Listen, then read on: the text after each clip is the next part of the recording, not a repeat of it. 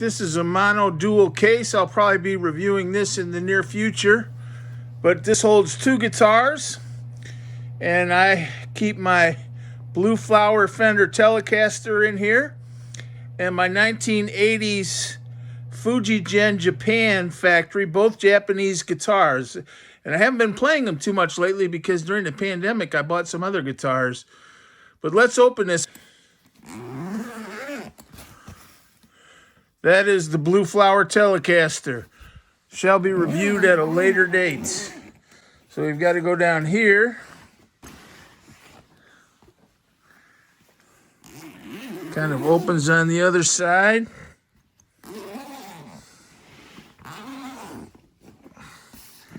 And there it is. Let's look at it.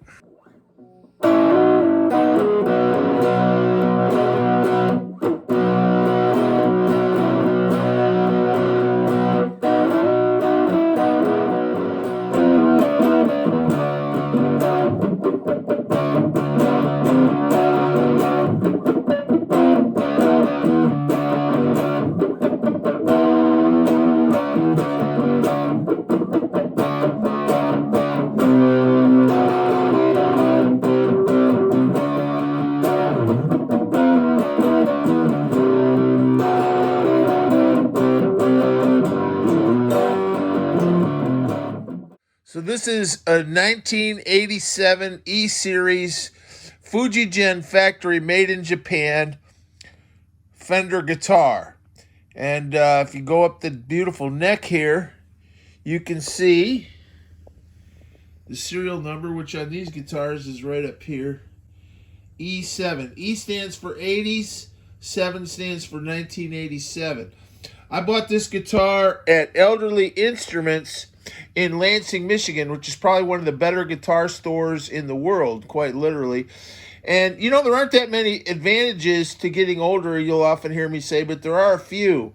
And one interesting advantage is I can kind of remember when I bought this guitar, the guy told me that this was one of the main Fenders for that year because Fender was moving all its factory operations. So Fender was moving its factory operations.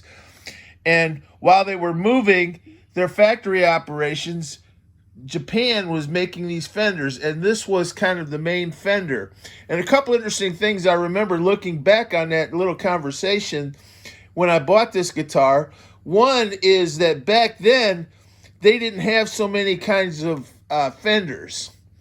So it was kind of Strat, Tele, maybe Jaguar, Jazzmaster.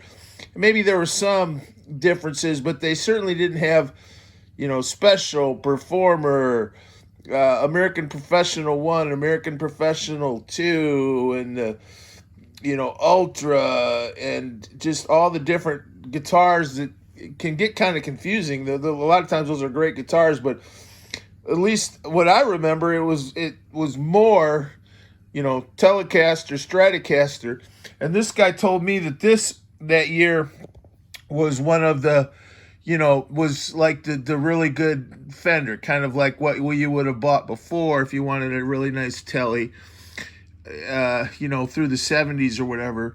But it was made in Japan because they were moving the operations.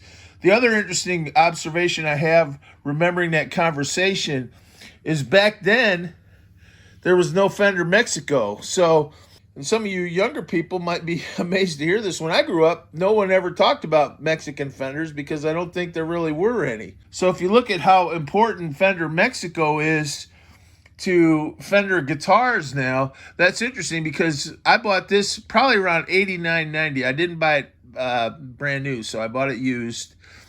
But there weren't really Fender Mexican guitars back then.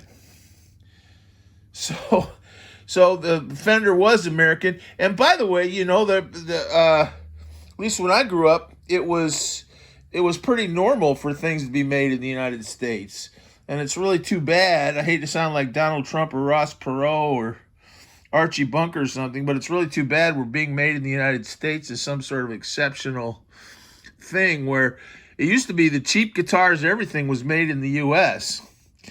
But this guy told me that this guitar was like the main really good Fender, and he really told me it was an excellent guitar. Kind of like a really good Fender Telecaster proper. One other observation I would have along those lines is I think he was a little apologetic about Fender Japan. Not apologetic, but he was trying to reassure me that even though it was made in Japan, that it was still a good guitar.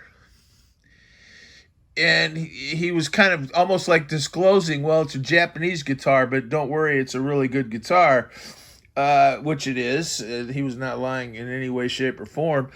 But looking back on it, I remember the guitars that were made in Japan when I was a kid. Anything that said made in Japan, there were a lot of people that thought that was cheap junk, cheap transistor radios, cheap little cassette decks, probably cheap toasters, all kinds of stuff like that. And when I was a kid, that's what Japanese, manufacturing was associated with. I think, at least a lot of sort of colloquially and anecdotally, what I would hear people talk about. And boy, that's really changed. Now we don't make almost anything in the United States, and when we do, it's considered so high quality. But so much of our everyday consumer items are made somewhere else. So at that time, it was kind of quite unusual to have a guitar made somewhere else other than America, particularly a Fender, or a Gibson. And one little tell there, if you look up here at the headstock, I only noticed this last year. I bought a Fender Blue Flower Telecaster, which is also a great guitar, 2016 Fender Special Run. You'll see me play it sometimes. But at that time, for the first time in years, I started looking at, reading more about Japanese Fenders, and I started looking up E-Series Fenders on the internet. I started reading a little bit about Japanese guitars and reading about E-Series guitars, and I noticed these E-Series, they all said like made in Japan right here under a Telecaster. See the headstock? And I said, well, where's that on mine? I want it to say made in Japan too, which is interesting because when I was a kid, other than the Deep Purple album, made in Japan usually meant cheap junk, Godzilla movies, Gamera, Rodan, which I grew up loving, but they weren't exactly Citizen Kane or Gone with the Wind. It was everything was kind of cheap and people made fun of it. But look, somebody scraped off the made in Japan from this Telecaster, and that really makes me mad. And I had this guitar for 30 years. I played it all over.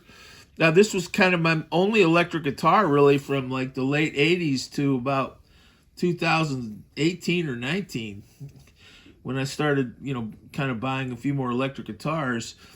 And the previous owner, before I bought this, way back in the late 80s at Elderly's Music, the previous owner scraped that off, damaged the headstock to get rid of that made in Japan, because I guess that would have been considered a blemish on the guitar. He didn't want anyone to know it was made in Japan. And boy, the times, that like I said, times have really changed, where made in Japan was like something you'd want to scrape off a beautiful guitar. This is a nice guitar, and that really makes me mad. Another observation I would have is, I think maybe what I always heard is that the Japanese have great guitars. That Fujigen factory, they make a bunch of guitars there, actually, not just Fenders. And the factory itself, per se, has a really good reputation. But I one of the things I always heard, maybe it was kind of one of those friend of a friend legends, but I always have heard that because the Japanese workmanship was so good, Fender America never wanted to give Fender Japan its really good parts. So, which is maybe sort of what they say about Mexican guitars. So, like, maybe the bridge or the pots weren't quite as nice. Now, I don't think that's true on these E-Series, because in the E-Series, the thing about the E-Series is they were basically the main Fenders of that short little period where Fender was moving all its operations to Mexico, and I think moving to a new factory. You can clarify that. Even in America, they're not in the same factory anymore. So these E series were kind of these transition guitars, and they're really, really nice. This guitar, I noticed on the internet, a lot of these guitars sell for $900 or $1,000, some $700. I had a pretty good luthier tell me a few years ago that this guitar was worth about $400, and he might have been right. Might have been right, but I'll tell you this: I wouldn't sell it for $400. I wouldn't sell it for $1,000. By the way, it's not for sale, and I don't think they're that rare or anything. But I sure wouldn't sell this for $400 or $700. I don't think I'd sell it for $1,000. This guitar is 30 years old. It's a high quality guitar. It occupies kind of an interesting place in the history of Fender. I think the pots aren't quite as, on my American guitars, like that Fender Esquire, the pots, they feel a little more solid and durable. That's kind of a tell. And this is a little bit wobbly. And sometimes there used to be a crackle in here. I actually had a guy fix the wiring, but I don't know if it fixed it 100%. Every once in a while I'd get a little crackle. And this jack was a little loose. I've had people fix it a bunch of times. In fact, yesterday when I took it out, this jack was a little loose and I tightened it back up. But it's just sort of a perennial, you tighten it, you play a while, then it gets loose again.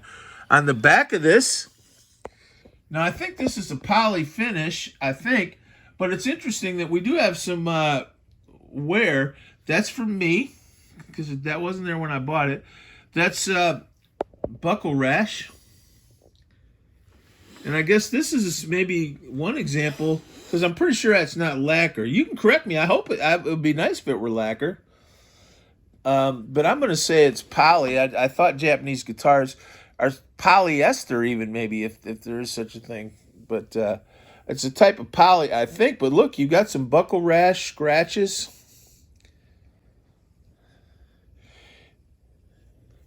And some dings in it.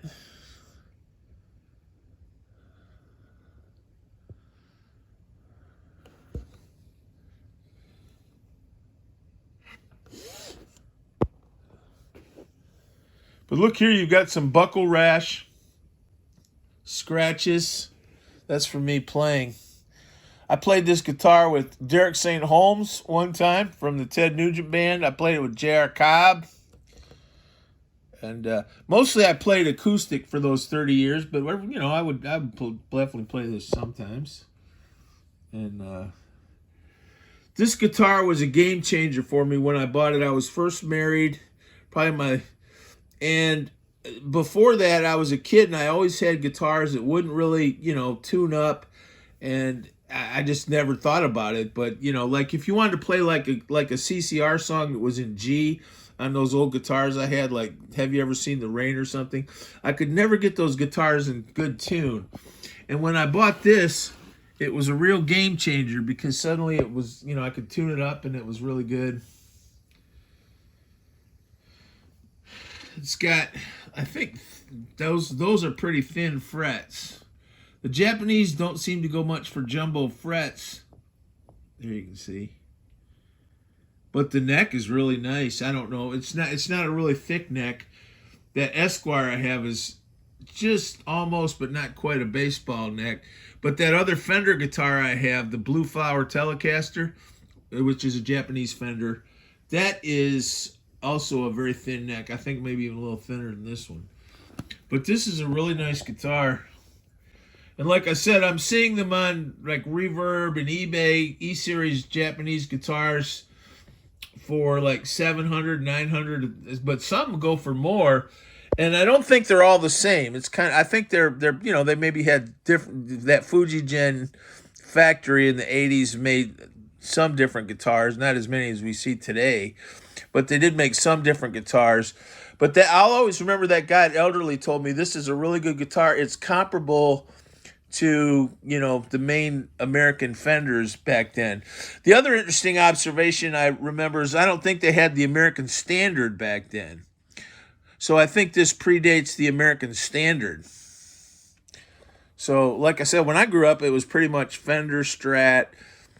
You know, maybe if you were kind of exotic, a Jaguar, a Jazzmaster. When I was a kid, my best friend that I actually played a lot with, and we actually had a kind of a good 15-year-old version of a rock band, and he had a Fender Mustang. But they didn't have anything like the Ultra, the Professional 1, the Professional 2, the American Original Series. They didn't have any of that stuff. It was pretty much Fender Strat. And this was the Fender Tele of 1987, I think, the good one, the good production one. And it's an excellent guitar. Like I said, a Blue Book or whatever could value this at $800 or $1,000. I wouldn't sell this for $1,000. It's a 30-year-old guitar. It occupies a really interesting space in the history of Fender, and it's one of the early versions of what I think over the years has come to be more appreciated than it was when I bought it, which is the excellence of Japanese guitars, at least in terms of Fender. Thanks. God bless.